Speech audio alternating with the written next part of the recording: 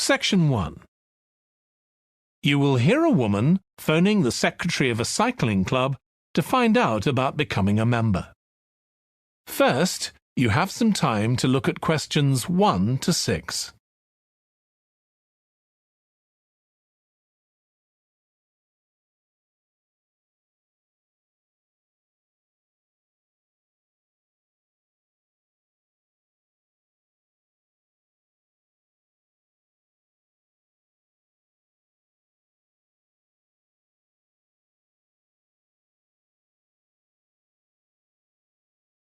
Now we shall begin.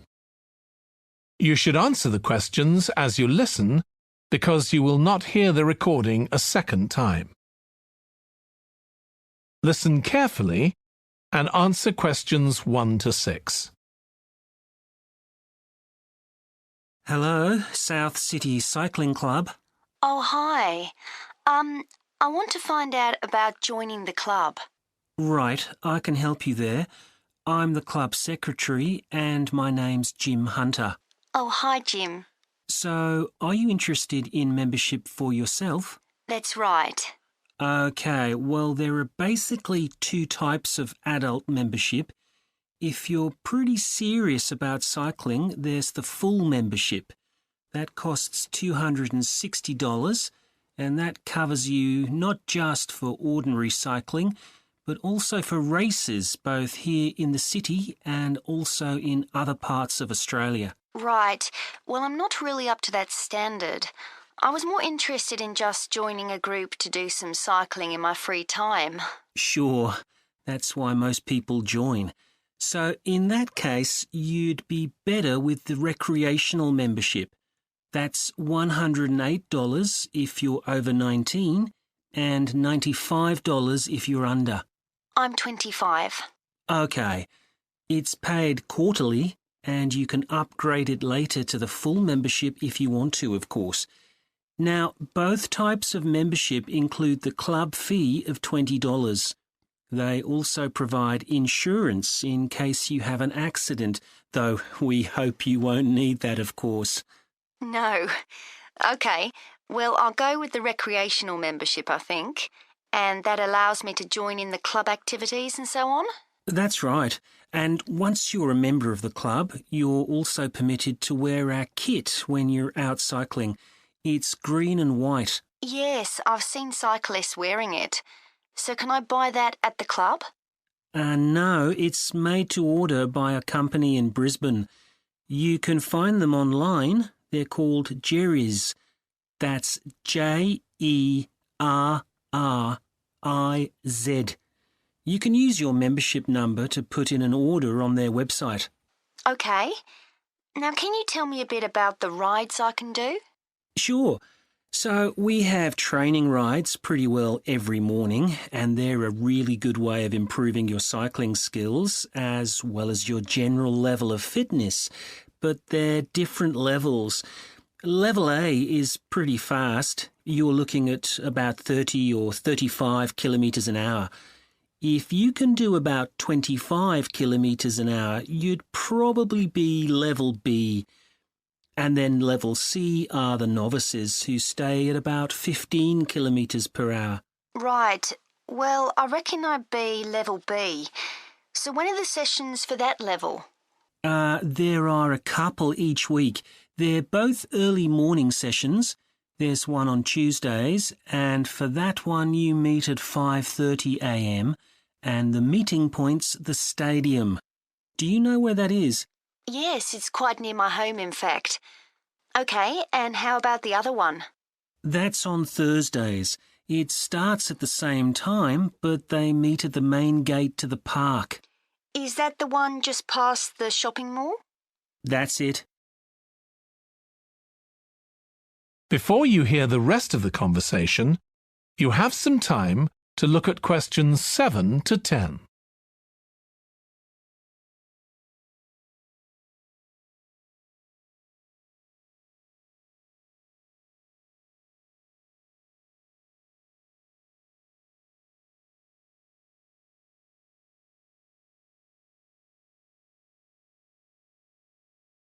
Now listen and answer questions 7 to 10. So how long are the rides? They're about an hour and a half, so if you have a job, it's easy to fit in before you go to work. And the members often go somewhere for coffee afterwards, so it's quite a social event. Okay, that sounds good. I've only just moved to the city, so I don't actually know many people yet. Well, it's a great way to meet people. And does each ride have a leader? Sometimes, but not always. But you don't really need one. The group members on the ride support one another anyway. How would we know where to go? If you check the club website, you'll see that the route for each ride is clearly marked. So you can just print that out and take it along with you. It's similar from one week to another, but it's not always exactly the same. And what do I need to bring? Well, bring a bottle of water and your phone. You shouldn't use it while you're cycling, but have it with you. Right. And in winter, it's well before sunrise when we set out, so you need to make sure your bike's got lights. That's okay. Well, thanks, Jim. I'd definitely like to join. So what's the best way of going about it? That is the end of section 1. You now have half a minute to check your answers.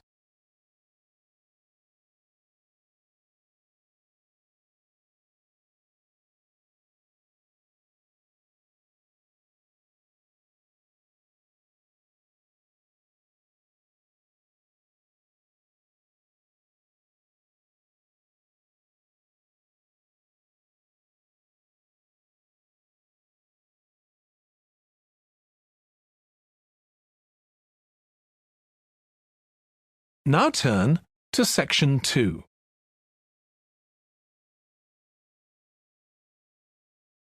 Section 2. You will hear a manager in a company talking to employees about volunteering for charity work. First, you have some time to look at questions 11 to 16.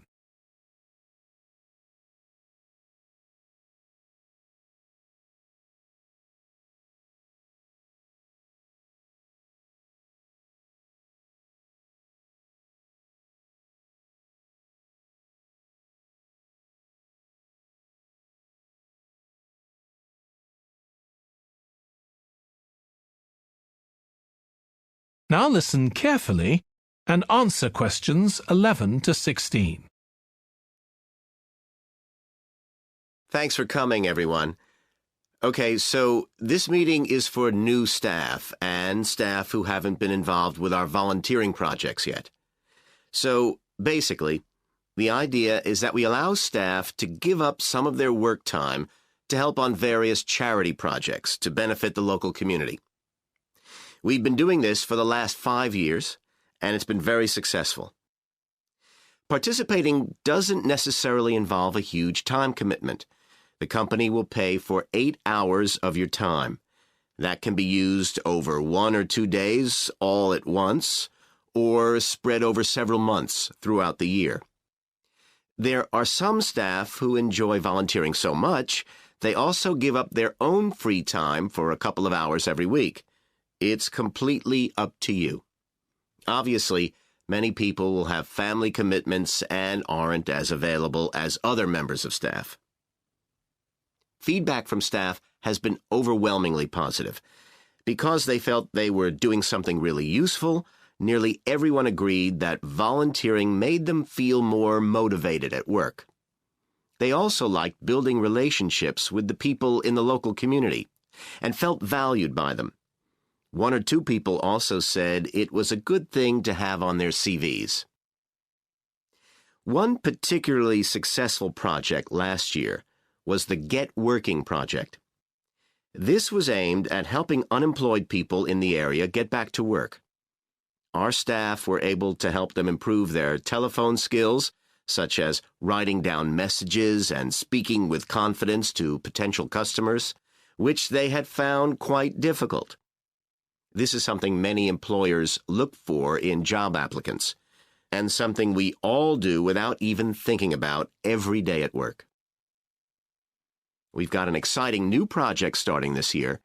Up until now, we've mainly focused on projects to do with education and training, and we'll continue with our reading project in schools and our work with local charities. But we've also agreed to help out on a conservation project in Redfern Park. So if any of you fancy being outside and getting your hands dirty, this is the project for you. I also wanted to mention the annual Digital Inclusion Day, which is coming up next month. The aim of this is to help older people keep up with technology. And this year, instead of hosting the event in our own training facility, we're using the ICT suite at Hill College, as it can hold far more people. We've invited over 60 people from the Silver Age Community Center to take part, so we'll need a lot of volunteers to help with this event.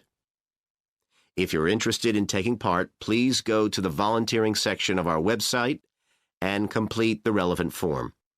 We won't be providing any training for this, but you'll be paired with an experienced volunteer if you've never done it before. By the way, don't forget to tell your manager about any volunteering activities you decide to do. Before you hear the rest of the talk, you have some time to look at questions 17 to 20.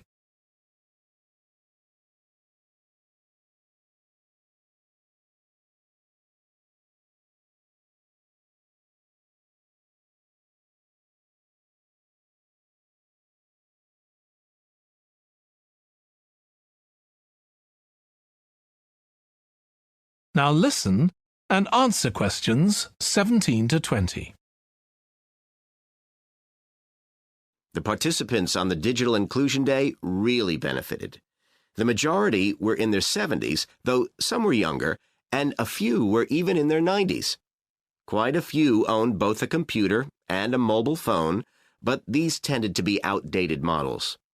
They generally knew how to do simple things like send texts, but weren't aware of recent developments in mobile phone technology.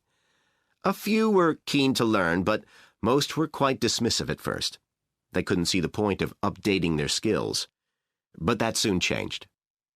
The feedback was very positive. The really encouraging thing was that participants all said they felt much more confident about using social media to keep in touch with their grandchildren, who prefer this form of communication to phoning or sending emails. A lot of them also said playing online games would help them make new friends and keep their brains active. They weren't that impressed with being able to order their groceries online, as they liked going out to the shops, but some said it would come in handy if they were ill or the weather was really bad. One thing they asked about was using tablets for things like reading newspapers. Some people had been given tablets as presents, but had never used them. So that's something we'll make sure we include this time. That is the end of section 2. You now have half a minute to check your answers.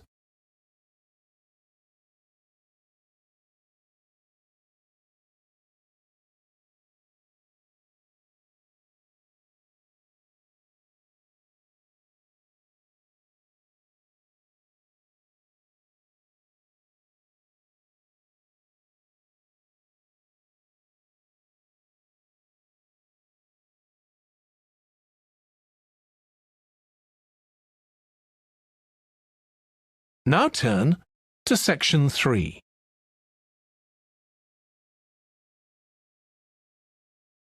Section 3. You will hear a student called Russ consulting his tutor about a presentation he is preparing on nanotechnology, the study of materials on an extremely small scale. First, you have some time to look at questions 21 to 25.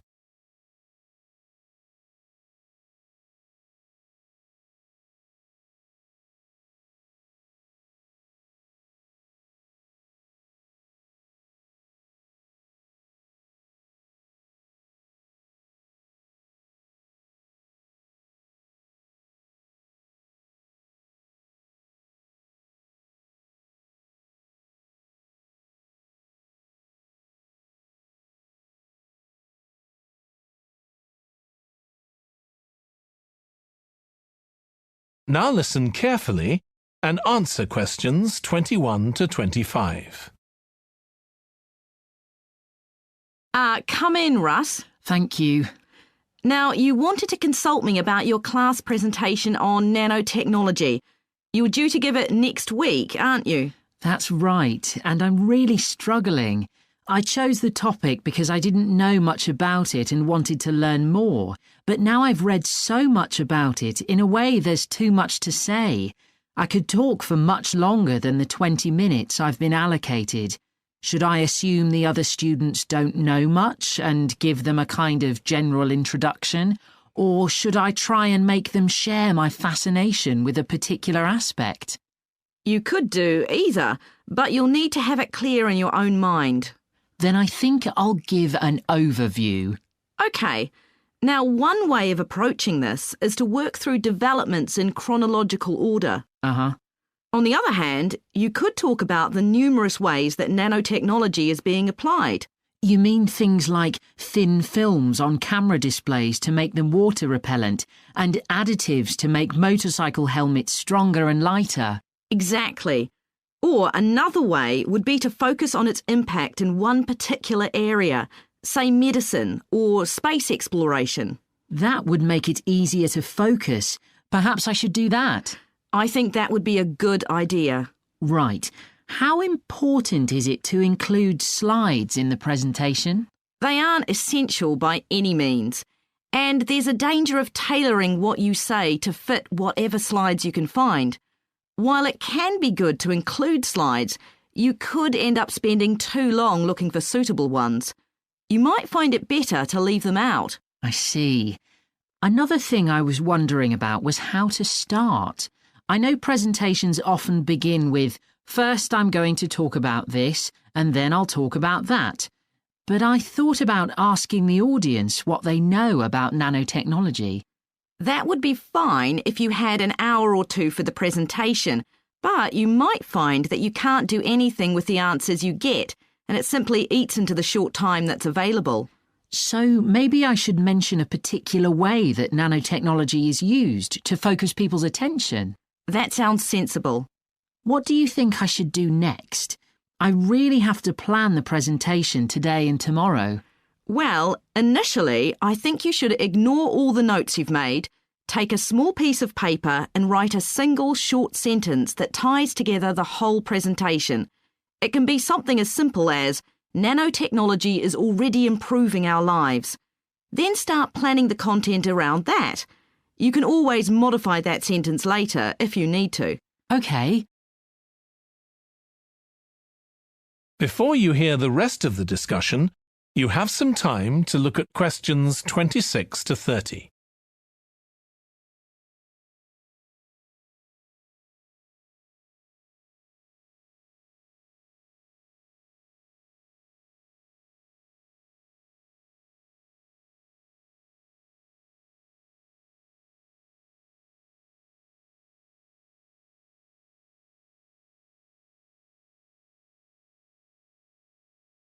Now listen and answer questions 26 to 30.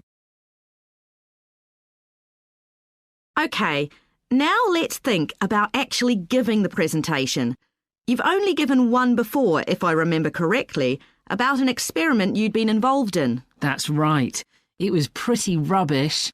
Let's say it was better in some respects than in others. With regard to the structure, I felt that you ended rather abruptly, without rounding it off. Be careful not to do that in next week's presentation. OK. And you made very little eye contact with the audience because you were looking down at your notes most of the time. You need to be looking at the audience and only occasionally glancing at your notes. Your body language was a little odd. Every time you showed a slide, you turned your back on the audience so you could look at it. You should have been looking at your laptop. And you kept scratching your head, so I found myself wondering when you were next going to do that, instead of listening to what you were saying. Oh dear. What did you think of the language? I knew that not everyone was familiar with the subject, so I tried to make it as simple as I could. Yes, that came across. You used a few words that are specific to the field, but you always explained what they meant. so the audience wouldn't have had any difficulty understanding. I must say, the handouts you prepared were well thought out. They were a good summary of your presentation, which people would have been able to refer to later on. So well done on that. Thank you. Well, I hope that helps you with next week's presentation. Yes, it will. Thanks a lot. I'll look forward to seeing a big improvement then. That is the end of section 3. You now have half a minute to check your answers.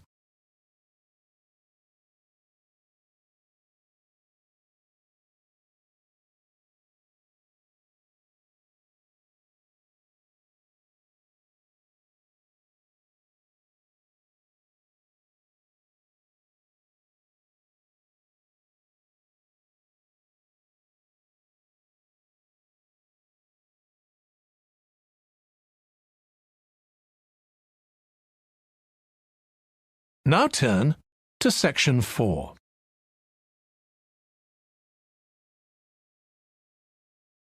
Section 4. You will hear a lecturer in psychology talking about a type of memory. First, you have some time to look at questions 31 to 40.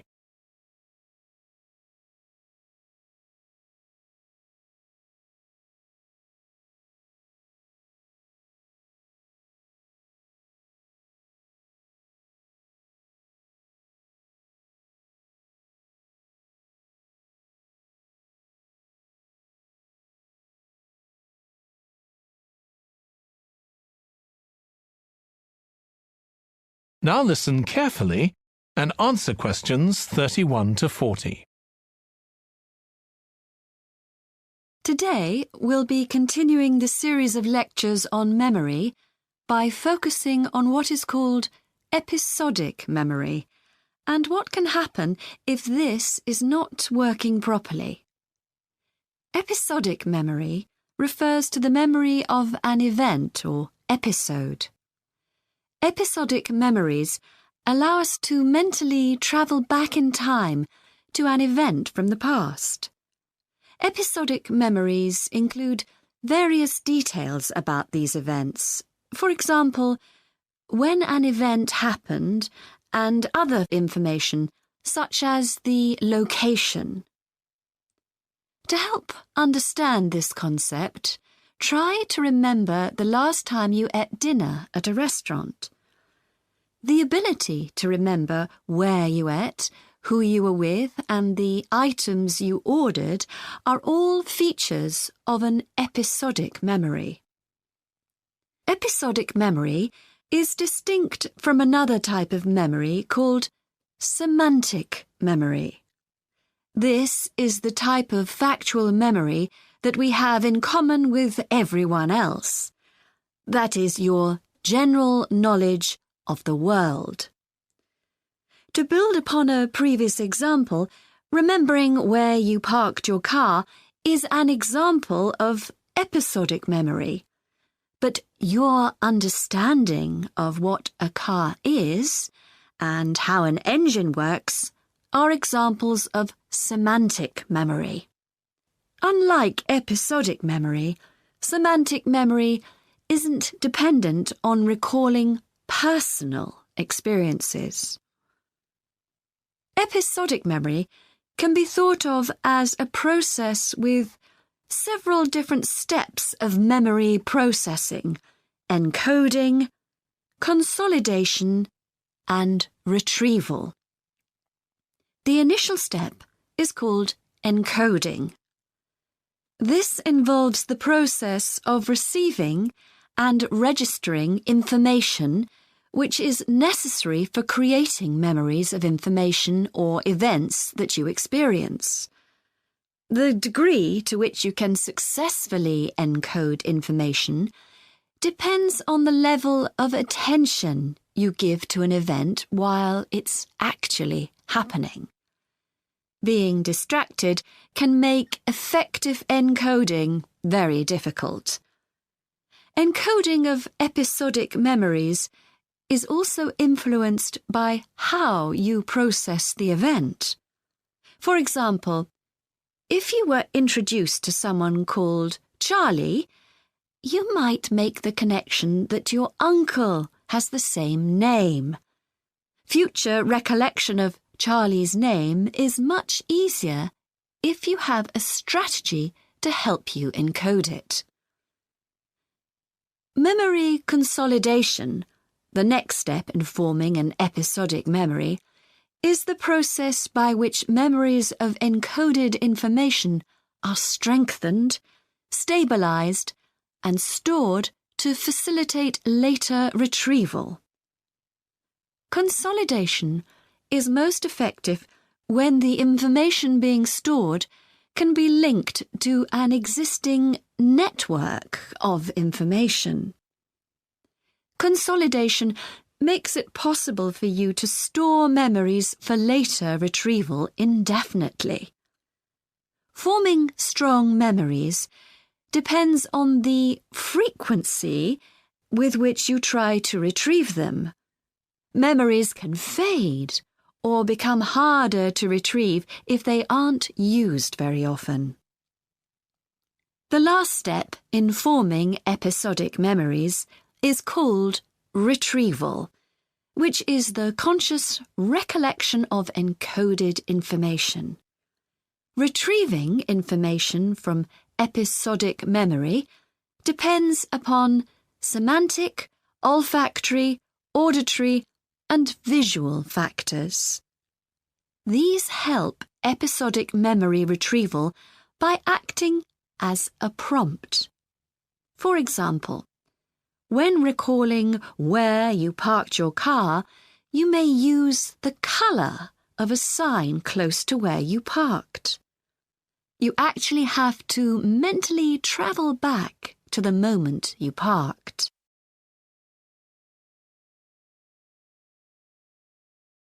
There are a wide range of neurological diseases and conditions that can affect episodic memory. These range from Alzheimer's to schizophrenia to autism. An impairment of episodic memory can have a profound effect on individuals' lives. For example, the symptoms of schizophrenia can be reasonably well controlled by medication. However, patients' episodic memory may still be impaired, and so they are often unable to return to university or work. Recent studies have shown that computer-assisted games designed to keep the brain active can help improve their episodic memory. Episodic memories can help people connect with others, for instance by sharing intimate details about their past, something individuals with autism often have problems with. This may be caused by an absence of a sense of self. This is essential for the storage of episodic memory and has been found to be impaired in children with autism. Research has shown that treatments that improve memory may also have a positive impact on children's social development. One study looked at That is the end of section 4. You now have half a minute to check your answers.